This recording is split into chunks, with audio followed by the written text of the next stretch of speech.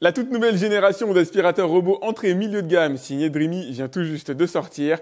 Bienvenue sur AviExpress pour le test du Dreamy D10S Pro. Et si vous vous intéressez à la version la plus haut de gamme, sachez que je l'ai testé, vous la trouverez en lien directement dans la description. Il s'agit du Dreamy L10S Ultra que vous avez juste ici. Comme tout aspirateur robot moderne qui se respecte, il utilise bien sûr un lidar, le fameux télémètre laser qui va permettre de cartographier l'ensemble de votre maison et le repérage dans l'espace. Mais un de ses atouts les plus notables, surtout pour un milieu de gamme, se trouve en façade, la présence d'une caméra. Alors je vous rassure, vous n'êtes pas l'objectif de cette caméra, son objectif c'est bien sûr de se repérer plus facilement dans l'espace et surtout de détecter les objets d'un certain niveau de taille. On essaiera de voir ça à l'intérieur de ce test pour lui permettre de les éviter. J'ai lu aussi les conditions générales, les images générées par la caméra sont cryptées. Après on y croit pas. Revenons en face avant, vous avez un petit bumper pour lui inviter de changer de trajectoire si jamais il rencontre un obstacle.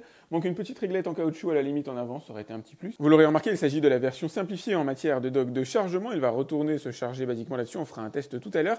Et il existe une version avec station de vidange qui s'appelle D10S et qui reprend exactement les mêmes caractéristiques techniques que celui-là, à ceci près qu'il a sa station de vidange personnalisée, à ne pas confondre avec le D10S qui est la version la plus simple de ce robot qui est dépourvu d'intelligence artificielle pour la détection d'obstacles. Sur l'envers du décor, on retrouve toujours 4 capteurs de vide pour l'éviter de tomber dans les escaliers, le système de brosse rotative intégralement caoutchouté avec ici un léger débattement qui permettra à la brosse de mieux adhérer au sol, des systèmes qui permettront de retenir les saletés pour éviter qu'elles passent au travers des mailles du filet, une brossette rotative pour les rapatrier ici et le système de lavage de sol. Pour faciliter le nettoyage et notamment si jamais des cheveux se sont pris à l'intérieur de la brosse rotative, l'ensemble évidemment se démonte et se passe directement à l'eau. Sous le capot, vous trouverez le collecteur de poussière qui a une contenance de 570 ml, ce qui est assez énorme par rapport à sa catégorie.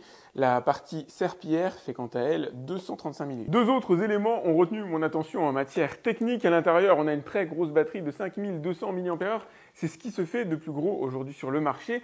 Et on a aussi une très grosse puissance de succion qui équivaut à celle qu'on va retrouver dans les modèles haut de gamme de la marque à 5000 pascals de dépression. C'est tout simplement énorme, y compris par rapport à l'ensemble du marché. Petit regret, j'aurais bien aimé que la serpillière soit vibrante. C'est parti pour le test. Allez, c'est parti pour le nettoyage. Vous allez voir, je lui ai préparé un joli parcours d'obstacles pour vérifier ses capacités à les détecter. Alors ça va pas forcément être simple, je ne sais pas du tout à quoi m'attendre sur cette nouvelle génération. L'ancienne génération des 10 ne pouvait pas détecter ces obstacles-là. Alors j'ai mis chaussures, j'ai mis un Lego assez costaud, une dizaine de centimètres de haut, chaussettes et câblage. Ça va être très intéressant de voir comment il s'en sort. La chaussure, normalement, il devrait la détecter. Il devrait même m'en faire une retranscription à l'intérieur de l'application, me dire j'ai détecté un obstacle de type chaussure, ou en tout cas de type vêtement. Je ne sais pas exactement comment il va l'appeler maintenant. Donc ça y est, ça il l'a bien détecté. Le D10 ancienne génération devait pouvoir détecter les chaussures, je pense, de mémoire. Ça reste des obstacles qui sont quand même assez hauts. Là, ça va devenir plus difficile. Le Lego, s'il n'y a pas de technologie de reconnaissance assez fine, normalement, il va avoir du mal à le détecter. On va voir quand il se met en face de lui, si jamais il parvient à le voir. Alors, il l'a poussé, il ne l'a même pas fait tomber. Je le remettrai à un autre endroit pour vérifier si vraiment il est en mesure de le détecter. La chaussette, il a vu la chaussette. Alors ça, ce serait génial.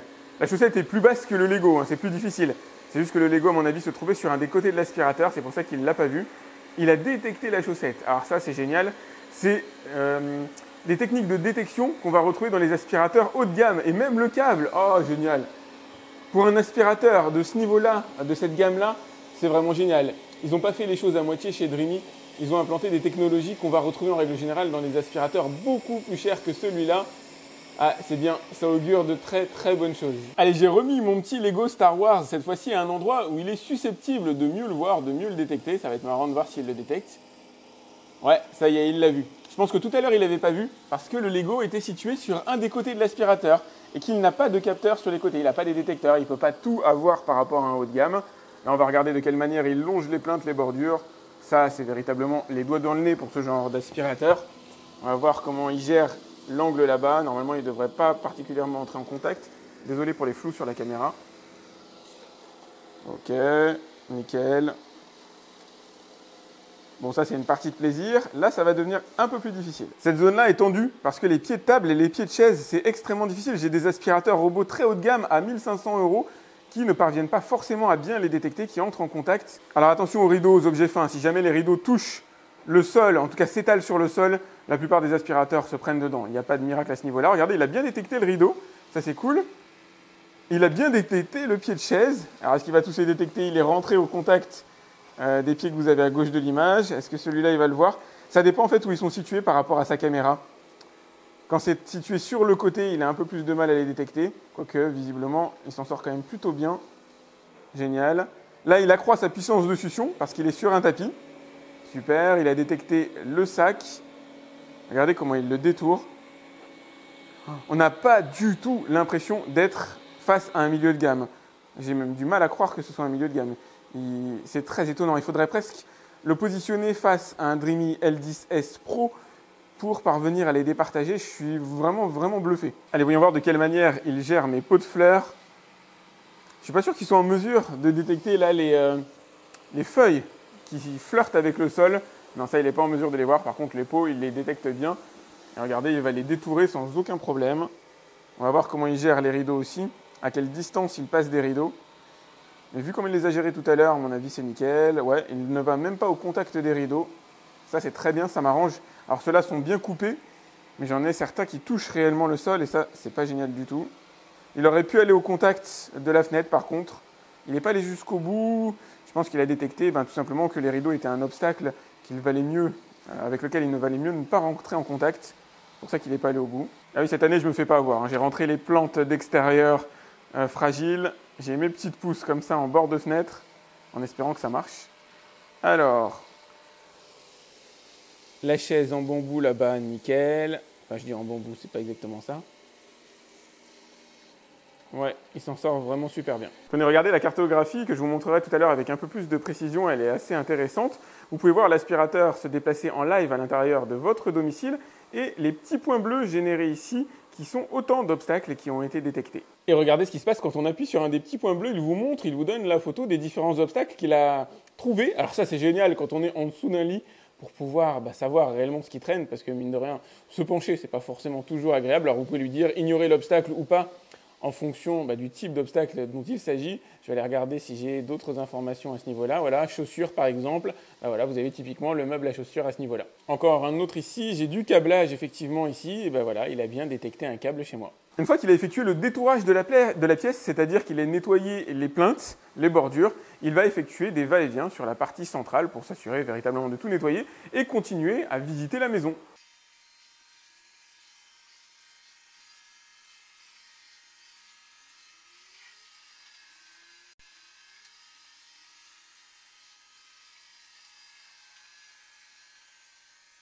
Une fois son nettoyage terminé, il va retourner à sa base de chargement pour se charger. Il ne va donc pas vider son compartiment à poussière puisque cette version-là en est dépourvue.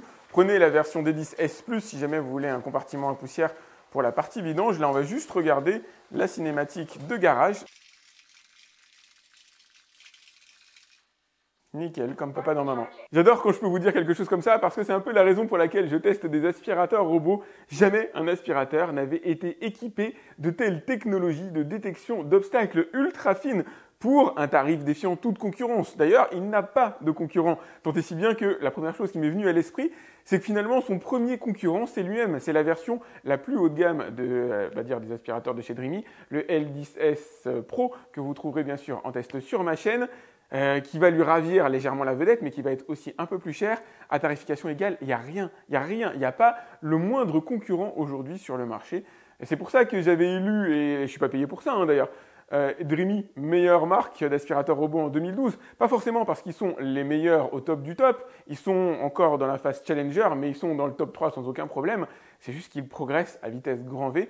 Et là, il nous montre avec cet aspirateur-là qu'il est capable de tout faire. Il nettoie bien, il rend votre maison nickel, il détecte tout, les pièces, les obstacles, machin. L'application est super intuitive. Et en plus, il va détecter les câblages, les chaussettes, tout ce qui peut traîner. Pas les Lego, il ne va pas détecter absolument tout.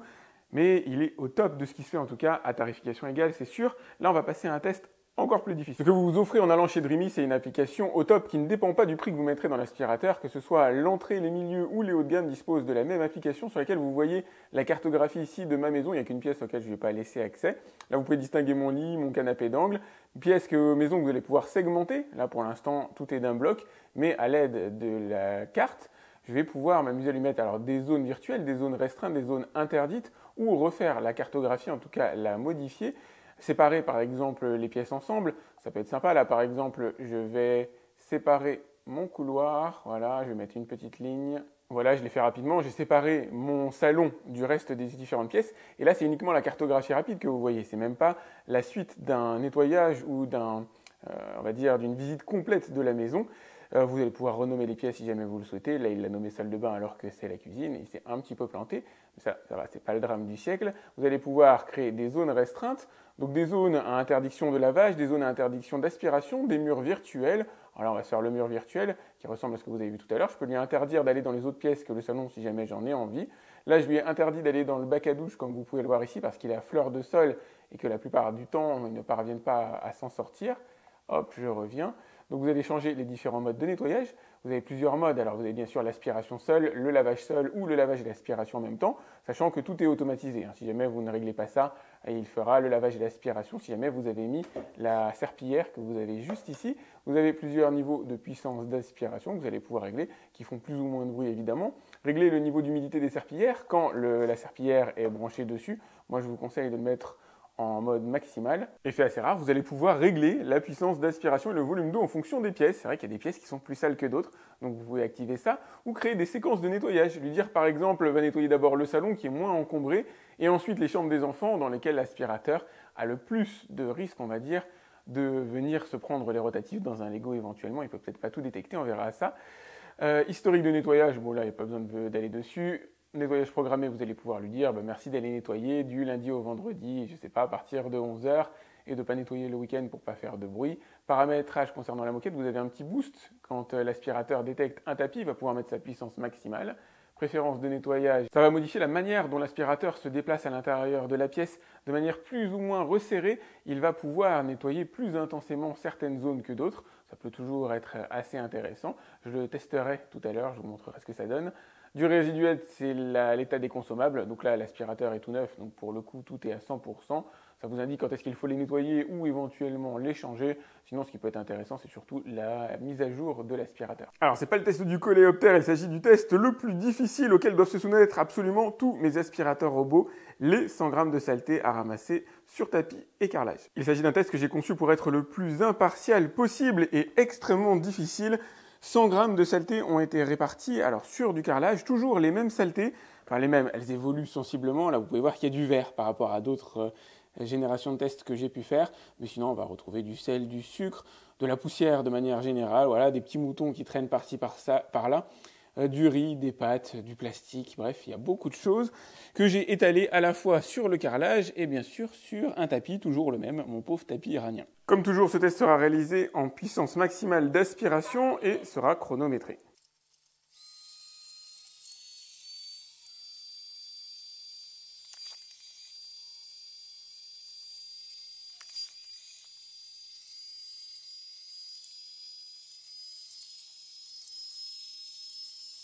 Allez, à ce stade, je considère qu'il a fini son travail en 4 minutes 10. Allez, voyons voir le résultat. À hauteur d'homme, le tapis, c'est pas mal. Va rester quelques grains de sucre, comme vous pouvez peut-être le voir directement à la caméra. Les saletés les plus grosses ont été enlevées. Sur la partie centrale, alors je ne l'avais pas mis en nettoyage intensif. J'aurais peut-être dû d'ailleurs, ça aurait pu être sympa pour les tests, puisque l'objectif, c'est vraiment de voir ce qu'il a réellement dans le ventre au maximum. On va rester quelques saletés, souvent éparpillées par la brossette rotative latérale, mais il a l'air de s'en être sorti correctement. Et voilà le résultat à la pesée. Je vous cache pas que je m'attendais à un petit peu plus. Je m'attendais à peu près 90 grammes de saleté sur les 100 demandés. Il est à 87,4, mais je ne l'ai pas mis en mode intensif, donc du coup je vais refaire le test. Allez, c'est reparti, même combat, mais cette fois-ci avec un nettoyage en profondeur.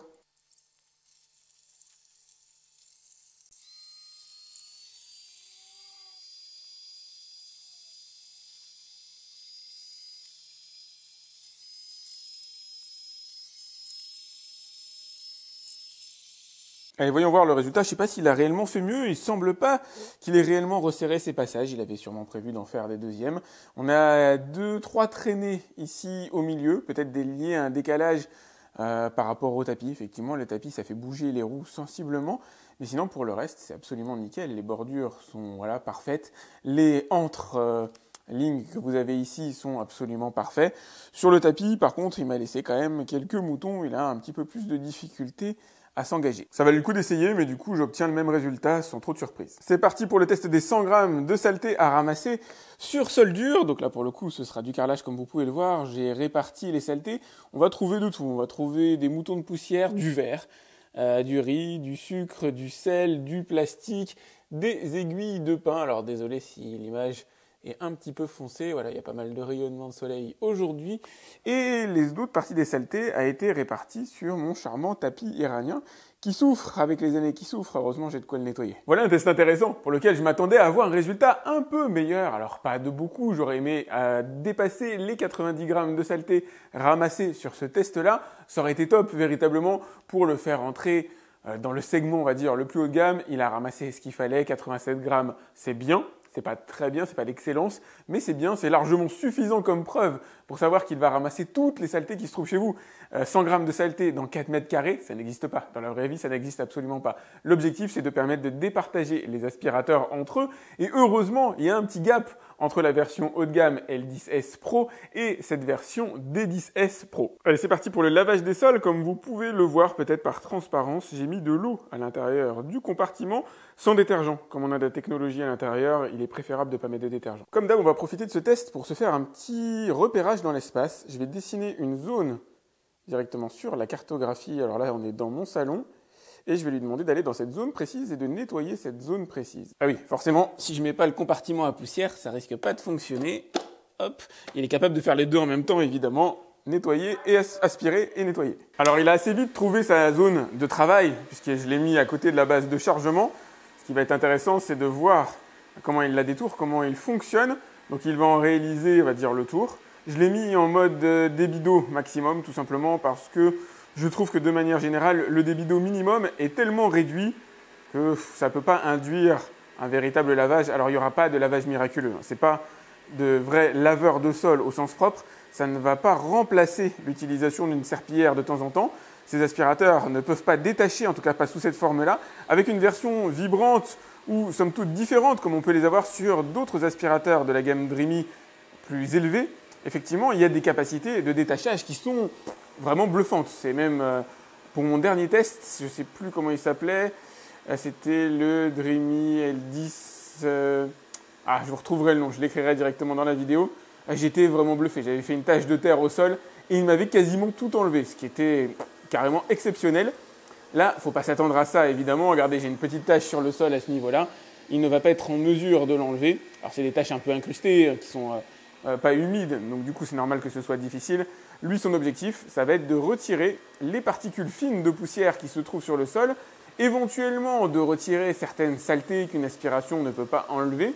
C'est parfaire le nettoyage global, mais ce n'est pas du tout récurer les sols. Il ne faut pas oublier que sa station de chargement est simplifiée au maximum. Même s'il parvenait à récurer les sols, la serpillière qui est en forme de demi-lune serait tellement encrassée à la fin qu'elle ne ferait que dispenser des saletés sur le sol à mesure qu'elle y passe. Là où effectivement des aspirateurs plus haut de gamme vont avoir des systèmes d'auto-nettoyage, voire même de séchage de la serpillière, qui ont fait leurs preuves et qui sont, alors pas au niveau d'un passage de serpillière traditionnelle à la main, mais qui commence à être sacrément crédible. Si vous êtes arrivé à ce stade dans ma vidéo, alors déjà, merci, mais j'imagine que vous voulez un conseil par rapport à cet aspirateur. Eh bien, il est simple, je vous le dis alors, relativement fréquemment, investissez dans la détection d'obstacles. Et c'est exactement ce que lui est en mesure de faire. La détection d'obstacles, c'est le point le plus difficile dans l'univers des aspirateurs robots. C'est le point que vous allez payer le plus cher. Et c'est un point dans lequel il excelle au point qu'il n'a même pas de concurrent aujourd'hui. Alors, à moins d'avoir une maison qui est parfaitement rangée. Systématiquement, tout est nickel. Vous avez 50-60 mètres carrés. Dès lors que vous avez des enfants, dès lors que voilà, vous avez forcément des trucs qui traînent sur le sol, ne serait-ce qu'un câble, un chargeur de téléphone, ça arrive forcément d'en avoir à un moment donné qui traîne sur le sol, et ben voilà, ça mérite tout simplement parce que votre aspirateur conventionnel, lui, se prendra les rotatives dans le câble et va s'arrêter de fonctionner. L'objectif, c'est quand même qu'ils soient en mesure de nettoyer l'ensemble de la maison. C'est pour ça que je vous dis, investissez dans un aspirateur capable d'avoir une détection fine des obstacles. Là, vous avez comme sur un plateau un qui est bon, il est bon en aspiration, c'est pas le meilleur que j'ai vu jusqu'ici, mais il aspirera totalement parfaitement votre maison. Il est, alors, en lavage de sol, convenable par rapport à sa gamme de prix. Là, il fait pas mieux effectivement que la concurrence, il fait pas pire non plus. Il est génial en matière d'application, il est au top en matière de repérage dans l'espace, il est au top en matière de détection d'obstacles. Il a quasiment tout ce qu'il faut pour plaire, si ce n'est des petites add-ons supplémentaires comme par exemple